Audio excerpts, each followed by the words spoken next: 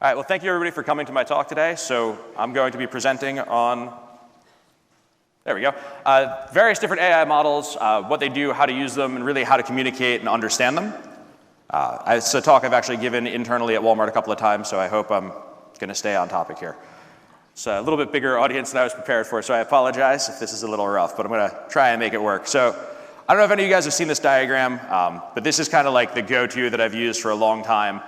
It's really, really helpful when you're trying to solve an AI problem. And any AI problem can broadly, well, not any, let's rewind that back a little bit. Most AI problems can broadly be broken down into one of these four groups. You're either trying to classify something, you're trying to count something, you're trying to find out what's important about something, or you're trying to group things together. Don't worry, this is on Scikit-learn's website. It's totally open source. You guys can find it for those of you taking pictures. It is really important to think about AI in this way, though, and to kind of think about what model you want to use, why you want to use that model, and if it's answering the kind of question that you have. Because at the end of the day, these AI models are all about trying to answer specific questions. So when you're trying to determine how many of something there is, and as a great example for Walmart, one of the use cases we've worked on is counting rotisserie chickens. So it's really, really important that we always have chickens out. Customers want chickens. They love chicken. That's what drives them to a lot of stores. It's a big part of my life. You guys laugh, but so we have to build these models that can take in a feed from a camera and be able to count how many chickens there are sitting in the rotisserie rack. And it's important to note that when you're building something like that, you're going to want to use this kind of regressor model because these models are fundamentally very different from each other. You'll talk about them in different ways. They have different properties. They have different KPIs. So again, getting that idea that, okay, I know that I want how many, important. So another one, great example, is a classifier. Classifiers are really good at saying that this image is like that image. We use a lot of binary classifiers. Again, very big example at Walmart. You want to know if something is on the shelf or not. So it's a binary classifier, out or not. You have a region of an image. You say, is it empty? Pretty straightforward. Detectors are a little bit different than classifiers in the sense that detectors are going to be used for localization. So if you're not trying to classify the image, you want to know specifically where an object is in an image, you're going to work with a detector.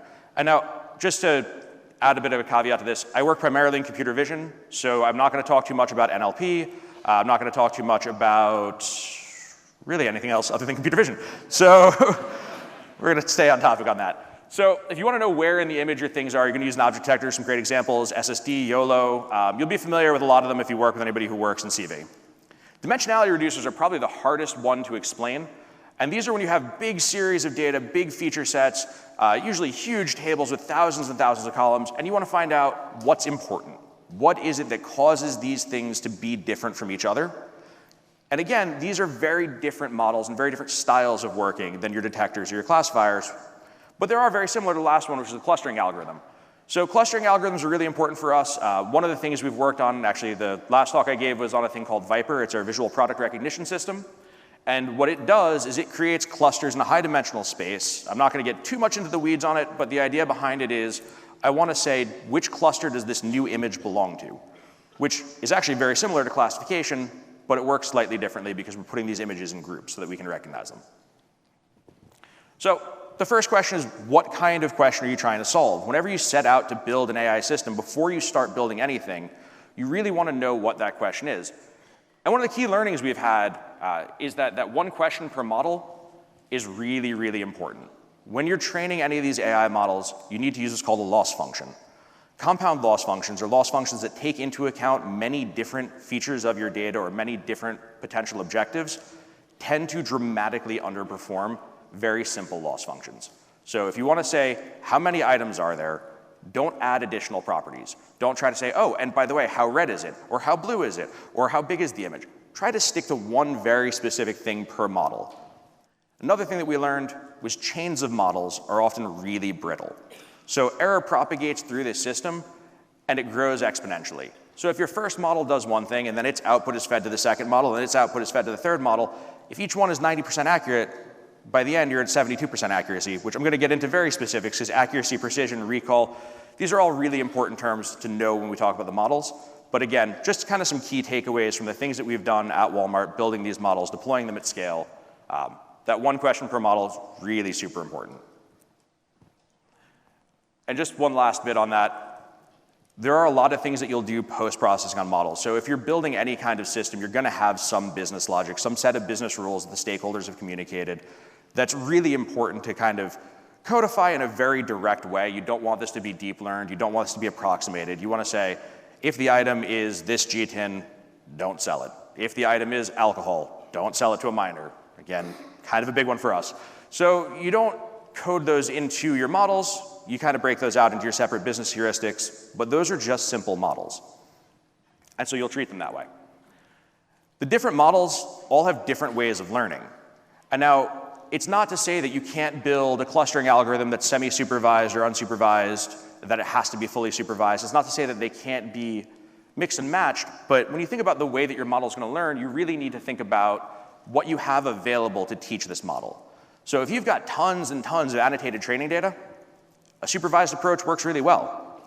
If you have very little annotated training data or getting that data is going to be super expensive, great example for us was we were doing action classification. We wanted to see when a person took something off the shelf, when they put it back on the shelf. Big problem is people don't put things back on shelves in retail stores. So we have a tremendous amount of data of the off case and very little of the on. And it became very difficult for us, very costly, to actually pay actors to go into the store and take things off the shelf and put them back on. It's a weird life, man. So again, you want to know whether you have access to that supervised data or whether you're going to have to use some kind of unsupervised method. Unsupervised methods tend to work better for certain model types. Supervised tend to work better for other. And then lastly, if you're going to be getting real-time feedback, if you're going to be able to interact with your user, let's say you're doing a search suggestion, or if you're doing something where you're getting that kind of immediate feedback, you want to consider a reinforcement learning technique. Again, you can use reinforcement learning with a classifier. Deep Q networks are a great example, but reinforcement learning is generally going to be only applicable to those situations where you have that real-time instantaneous feedback. So I'm going to skip over the bits about Siamese networks because this is more specific and more technical, but if you're curious, Siamese network is what we built Viper off of, and it is a network that compares two things. So don't worry about it too much. So getting into the how your machine will learn, another thing to consider beyond just can you get that real-time feedback is do you have downtime to train? If your system has to be live 24/7 and can never go offline, you have to figure out how you're going to handle that. A lot of deep learning models require intensive GPU training. While it can be done in the background separate from your production stream, it's still something that you have to factor in. If you need to be learning with 100% uptime, so for example for us, going back to Viper, which I know I literally just said I wouldn't talk about, we need to constantly re-enroll new products. So Walmart takes in, we have about 30,000 products in the Intelligent Retail Lab where we are testing all this. We have, I think it's like 4 or 5 million throughout the chain. I actually don't know off the top of my head. But even in the IRL, we churn through about 300 or 400 new products a day. So packaging changes come in, things go out, things go out of stock, vendors stop delivering things. So if your system needs to respond to that in real time, you really don't have time to retrain it. You can't be out. I can't not scan an item for 36 hours. They get very upset about that. And so thinking about that downtime is a big thing to consider when you're choosing what you're going to do. And then lastly, or sorry, not lastly, moving forward, how will you build your CI/CD? This is more of an engineering challenge, but it is something that product folks need to consider. What are these tests that you want to make sure a new model passes? What are these KPIs that are absolute blockers to releasing production? And if you don't capture those requirements, if you don't document those requirements, you don't build them into your testing pipeline, you'll find very quickly that models can sneak in that do slightly better than the previous generation, but fail horribly in a catastrophic way for the business that you haven't considered in that testing. So making sure you get a good set of really like gatekeepers to say this model can't go out. You may not want to include them in your loss functions. You may not want to train these models on those particular criteria, but you might know that these are catastrophic cases that I have to make sure we gate any deployment from. So another thing you can think about is if you can make use of this knowledge base. The concept of a knowledge base is very, very old in AI. It actually dates back prior to even expert systems. But is there some frame of reference that the model can have access to that you can update independently from the agent? Because it's important to think about AI models as kind of like really stupid rats. Like they have very, very, very little neural capacity. They don't know much. They can't think too hard. And if you can give them flashcards or something that they can check back to, they tend to do very, very well. So if you can build up this knowledge base that it can reference back, that's a key feature. But if you're building something that's like an IoT device, If you're pushing something out to edge compute and you have 10K of storage, that's a constraint that you need to know before you go into trying to solve this problem. And so, again, going back to your CI/CD, how will you know if the model is meeting the business needs? I'm a big fan of hypothesis-driven development. I'm a big fan of understanding what it is that you're trying to solve before you get into actually writing code. So before you go into building any of these models, it's really important that you've already thought about how are you measuring these KPIs, what are the KPIs, and how will you know that this thing is actually doing what it is that you've set out? How will you validate your hypothesis? So once you know what type of model you're going to use, once you know how you're going to train it, you really need to think about how you're going to implement it, because that's going to have a big impact on the overall functioning of the system. Not a huge thing for product owners, so I'll skip forward. So in this life cycle that we have, we go through many steps to make sure before we initiate any AI project. I don't want to just read it all down the list to you, but it's broadly broken up into a few steps of first figure out what's important, then figure out what we're going to use to identify it and to work with it, begin that training, start figuring out if it's working. It's a very agile life cycle. You really want to have that quick feedback, that quick cycle to know, all right, we've tested something, it's not working the way we expect it to, how are we going to change it, how are we going to identify it? And then once you're getting going and you're really moving forward into that kind of production workflow, it's not really like a KTLO from, to keep the lights on phase from the software development lifecycle. It's more of the, we're productionizing, we're expanding, we're moving forward. That's when you want to start looking into cross-validation, your source rating. So when you're getting this data in, and I'm going to cover this in a little bit, the idea of ground truth is a fallacy that you really have to dispel, both at the product level and at the engineering level, because people make mistakes.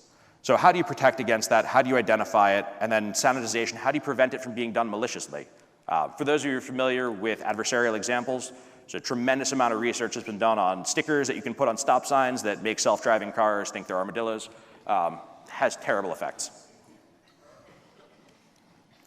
So getting into ground truth. There is no such thing as ground truth. I think it was Voltaire who said, doubt is unpleasant, but certainty is absurd. And really, that's what you see today in a lot of this training that we do for AI. People think that, oh, I had a human look at this image, they drew a bounding box, guaranteed it's right. I guarantee you it's not. There is some percentage of error in every human annotation, and if you don't take that into consideration as you're beginning to build these models, you're going to have a really bad time. A lot of times people tend to privilege or overprivilege the professional annotator, which I want to use that with air quotes, because the professional annotator is always the cheapest person your vendor could find in whatever country they were legally allowed to outsource to. They're probably not the most qualified person to make this decision. So when you have people that are closer to your source, again, going back to these Walmart examples, we have associates who work in the store who are literally looking at that rotisserie chicken shelf right now, and they're telling me, there are no chickens on this shelf, despite the fact that my annotation vendor is telling me 27. There are definitively not 27. A great concept to keep in mind is that X is your observation, and I kind of have this broken down on the chart here. Theta is some unknowable ground truth, and W is some unknowable error term or noise term. It's very common in information theory and signal processing, but this is something that it's really important to think about. Whenever you get that point back, it's going to be somewhere on that curve. It's almost certainly not going to be correct. So there's a lot of work being done to understand the sources of error in annotation, and I think that it's an area that I think people should really try to improve on, but we're getting there. The biggest sources are fatigue, coordination, misaligned incentives, and that unconscious bias. And for fatigue specifically, if you're building a pipeline that requires a tremendous amount of annotated data, and you put someone in a room without windows for 8 hours a day and ask them to draw bounding boxes around chickens, they're going to get tired of doing it really fast, usually around the 7th or 8th minute. So you're going to see that their work gets very poor very quickly.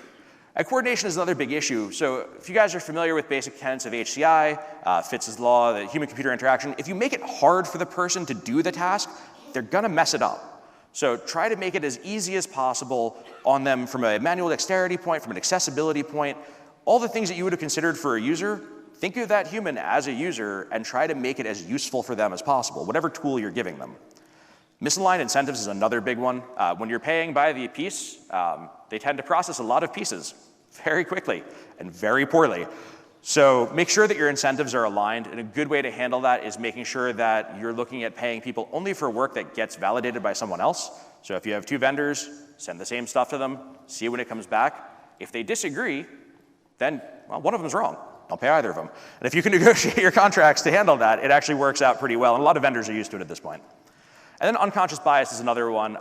When we first started getting into a lot of the systems we worked on, there were a lot of preconceived notions about human behavior. There were a lot of preconceived notions about who did things that they probably shouldn't have been doing. And so when we actually started annotating, we found that our annotators also carried those biases, and then were more apt to annotate things incorrectly, depending on the subject's perceived ethnicity, gender, age, etc. The little old lady with the 4 cats, she's totally not going to do the thing, and she does. A lot, actually. And so, again, going to these areas of research, there's a tremendous amount of research being done into making annotation better and making it more reliable. I don't want to bore you guys too much with the specifics here, and the counter is not counting down, so I'm not really sure where I'm at time-wise. But I want to stay on topic here. But what you want to look for as you're going through, there's just this tremendous body of work that people are doing to make sure that you can more reliably trust the annotation that you're being given.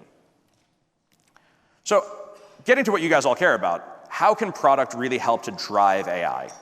How can you guys really drive this forward? I know I talked a lot about kind of the mechanics under the hood, but I wanted to lay this groundwork. So the big things that you really need to be able to understand to help make AI effective are this confusion matrix, which really have some basis in probability theory and statistics, hypothesis-driven development, experimental validation, and then just understanding the basic terms. So getting into those terms, these are probably the most commonly mistaken or conflated terms that I've seen in the industry so far. Precision, accuracy, and recall all mean different things. One of my favorites is when you ask someone, okay, the model's accuracy is 80%, why is it that you set the threshold at 70% and you think that this is not meeting your needs? And they're like, well, when it gives an alert, it's wrong half the time. Yes, I know that, but the event doesn't occur very frequently. So when it doesn't give an alert, it's right almost all the time. So the accuracy is, if you ask the model for an inference, in the case of binary classification, if you say, did my anomaly occur or not, how many times was it right? Not how many times did it catch an event that occurred, that's recall. Not how many times did it declare that an event occurred and be correct then, that's precision. Accuracy is specifically, think of that test in 4th grade, my daughter's in 4th grade, so think of that test in 4th grade and you went through and you circled the right answer. It's not what you wrote, that's not relevant. It doesn't matter what happened, it doesn't matter if the correct answer was C, it doesn't matter if you said B. How many times did you get the correct answer? I cannot stress enough how often this term is misused. Precision is usually what people are thinking of when they think of accuracy, because the event that you care about is normally the anomaly. You're normally interested in saying, okay, when I issue this alert, when I call that we're out of rotisserie chickens, how often am I right? Because that usually is a cost associated with it. When you trigger this event, when you cause this alert, something's going to happen. The whole point of this system is not just for us to collect data, not just for us to look at chickens all day. It's to do something, to take some business action. In our case, cooking a lot of rotisserie chickens turns out to be somewhat expensive. So if you're doing that in an automated fashion, if you're triggering that action, that associate action, and you're wrong, you're costing the company money. Recall is also another area where there's usually a business cost associated. If we're missing out on restocking those chickens, people are leaving our store to go somewhere else with chickens. Again, I don't know why this is so important to them, but it's a behavior that we actually observe pretty dramatically. Another thing that product folks really need to bring to the table when they come to these AI discussions is that incident rate. When you're doing anomaly detection, if the incident occurs 1 in 100 million times, and you ask me for a system that's 90% accurate, I'm just going to say no all the time, because I'll be right 99.9999% of the time. If you don't know what the incidence rate is, it's really hard for us to adequately design as engineers, to adequately design systems, test systems, build the training pipelines. So it's super important that before you approach this, you've done at least some base research, some sampling, some what you would do in normal user research, something to approach and approximate this incidence rate. And the error rate is just how often the model is wrong. So that's not something that you have to get super confused about. Incidence rate, though, super important. And here's why. So if there is only a 10% incidence rate represented by the yellow box here, I'm pointing at a screen that no one else can see. There's only a 10% incidence rate and there's a 90% negative rate. If the model is right 80% of the time, that means that its maximum precision is 33%. It can never achieve a precision higher than 33% because it's going to be wrong 2 out of 10 times. And most likely, those 2 times are going to be when an incident doesn't occur, so it's going to say that there were 3 when there was only 1. And this relationship cannot change. It is a mathematical relationship. I can't tell you how many times I've had people ask us, oh yeah, just tighten up the precision, don't worry about accuracy. That's not a thing I can do because numbers. So again, understanding that relationship, super important. So getting back to that confusion matrix that I brought up a few slides ago, that this is a really complicated graph. Can you see it on that? Yeah, all right. The confusion matrix is basically when I say X, how often did I mean Y? So if you look at this, the confusion matrix at the top, it's the number, the classes. The bottom it says target class, it says output class on that little graph there. So, let's say we're doing classification and I have an image in front of us and I want to say whether it's a person, a shopping cart, or a meat cart, because again, we're stocking chickens.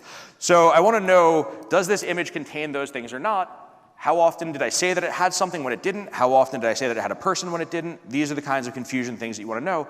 These things are super important when you're building the models because there are usually different costs associated with different confusions. So if, for example, I say that there's a shopping cart when there's actually a meat cart, and we don't examine that image, doesn't really matter. No one cares. The cost for that confusion is effectively 0. If I say that there is nothing there when there is in fact something there, and we do examine the image and we call the out wrong, then there's actually a business cost. So understanding your failure modes and understanding the cost of those failure modes is important, but then looking at that confusion matrix will tell you what the breakdown, what the likelihood of each failure mode is. I really like the score histogram diagram, so that's why that's there. I have to go into that one. It looks really, really shiny. Another thing, though, to bring back is that the different types of models, when I mentioned they have different properties, they actually very different properties. So regressors, for example, don't have a confusion matrix. It's not a meaningful thing. They also don't have accuracy. They don't have precision. They just have an average error. So knowing what your model's properties are really helps when you have these conversations. If you want to set a set of requirements to say, OK, we want a regressor with 90% intersection over union, that doesn't mean anything. Intersection over union is a term that's specific for your object detectors. So knowing kind of the lingo of the models that you're working with is a really important thing to set these requirements. So wrapping it up and getting closer to the end here, good statement, bad statement, things that really help, give you more concrete examples. It's super important to couch your language in statistical or probabilistic terms, even when speaking with upper management, because what they take away is always the simplified version of what you said. So when you say the simplified version, it gets even simpler. So if you can say that we believe that precision is between 80 and 90% with a 95% confidence based on a sample of 500, awesome. That gives them all the information they need to know. They need to know that it's a relatively small sample if your production space is large. They need to know that it's a relatively wide range. They need to know that you're confident that it's within that range, but not beyond that. They don't need to know the model's accuracy is 99%, because that's not a meaningful statement. What did you test? How did you validate it? How does that generalize to your production set? All those things are things that you left out in that statement. And again, like I said, what they'll take away from that is, yeah, it's good. And then when you deploy it to production and it's not good, they get very upset with me. So please don't do that. Yeah, getting it back to requirements, giving really good fixed requirements to talk about all the constraints of a model. Talk about things like precision. Talk about things like latency. Talk about things like compute requirements. Like really understand that when you go into it, because if you want to constrain these things to work at edge, they're very different than if they're working in the cloud. If you have infinite compute, we have a lot more to do. If you have a higher budget, there's more that we can do. Helping to shape that model by talking about how fast it has to respond. If we're doing payment processing, for example, latency of 5 seconds is pretty bad. If we're doing out detection, 5 seconds is pretty good. Yeah, it doesn't really matter. It's going to take longer than 5 seconds for the human to get over to the shelf. It's going to take a lot longer to cook those chickens. So knowing your problem space, knowing those requirements, knowing how they relate to each other is really helpful. And so that is the end of my presentation. How did I do on time, Carlos? Good. All right. Well, thank you very much, everyone.